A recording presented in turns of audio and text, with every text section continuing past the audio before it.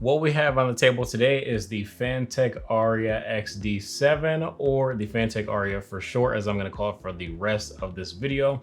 Not only do we have the previous version with the KLGM 8.0s, we also have the updated version with Huanu Blue Shell Pink Dot switches. And this was a crucial update in my opinion, because my thing about the KLGM 8.0s, these are some nice clicks, but they unfortunately are on the tactile, but like extremely tactile, super satisfying feeling switches. But unfortunately, what you lose with that is the spammability. That's where the Huanu Blue Shell Pink Dot switches come in, because these switches are way more spammable, still very tactile, and still very satisfying to click. So quick sound test for you guys, just so we can get this out of the way and we have the difference.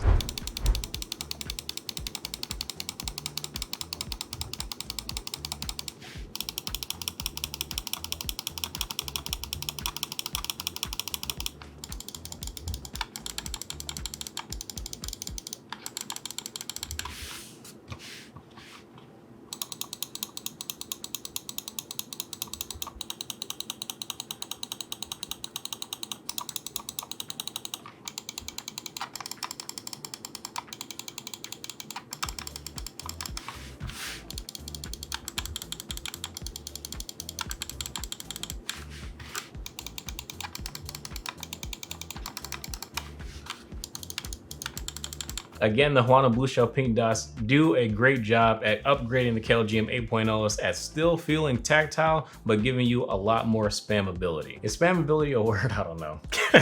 It's a word now. Other big specs of this mouse is that they both use the Pixar 3395 gaming sensor. Basically, it's just the top end sensor that caps out at a 1000 Hertz polling rate. And then they also use a TTC Gold scroll wheel encoder as well. Taking a quick look at the weight of the Aria, we have 61 grams with the full shell, and then with the hole punch shell, we have 60 grams. So there's about a 1-ish gram difference, and it doesn't really make a huge difference at all. So you can use whichever one that you like.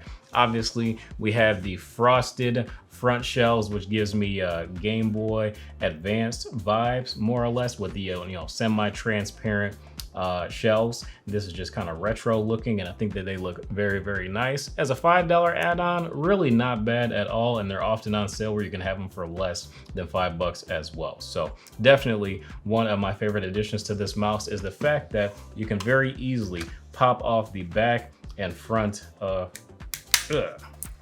the mouse to expose the mouse switches, so you can definitely see what you're clicking if you really care about that. But more importantly, to change the aesthetic of your mouse, because I know that we all have custom keyboards and all this crazy stuff now. We're trying to match up our gaming setups with our peripherals, and this is just an easier way to do it. Currently, they only have the red and the blue, but I hope that they come out with some different colors as well in the future.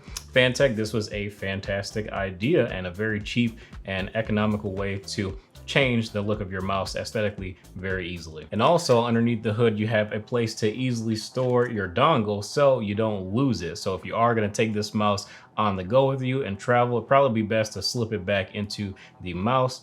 And if you flip it over, you can choose your connection method. So you can have wired, you can set it to a Bluetooth mode as well to connect to a Bluetooth device, or you can use the dongle, your Bluetooth connect button there, and then your DPI switch button there on the bottom, and of course your 3395 sensor. Your side buttons here, these are very, very good, super easy to hit and to spam.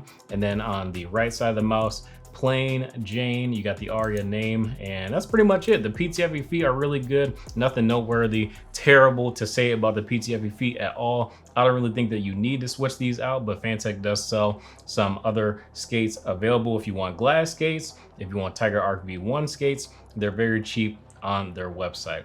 This mouse is only like $55, $56 on sale typically, but even full price of this mouse, I would easily recommend this at $70. I look at the Aria as like the spiritual successor to the Logitech G305, being just a little bit different than the G305, as in not using a battery and just using a USB Type-C port and a built-in rechargeable battery, having more connection options, having a newer sensor, having the swappable shells, having better switches. Honestly, even though the G305 is usually like $40 to $50, you gotta keep in mind that you gotta buy a pack of batteries and keep those bad boys around with you. And not to mention that mouse is heavier, and I think it has worse weight balance than one of these Aria XD7s. I would recommend picking one of these up if you are in the market for a Logitech G305. You can just get the plain Jane version, none of the extras, and you're at like $60-ish typically out the door with tax and whatnot. But even if they're not on sale for full price at about 70 bucks, I would still recommend this easily over a Logitech G305. It just feels a lot better to use. Like, you have a little concave right here. Side buttons are great. The scroll wheel is great as well. It's very smooth, and you can spam it as well, especially the version with the Huana Blue Shell pink dots. The switches on the Logitech G305 really just cannot compete. Of course, if you're gonna game, I do recommend using the dongle and not using the Bluetooth connectivity to game, just because it's gonna drop your polling rate way down, especially considering the fact that Bluetooth is a much more inconsistent technology when it comes to your wireless gaming performance. We'll use that 2.4 gigahertz dongle and you'll be good to go. But thank you guys again for watching. If you guys are interested in the Aria XD7 from Fantech, I'll have a link in the description below. I will see you guys in the next video.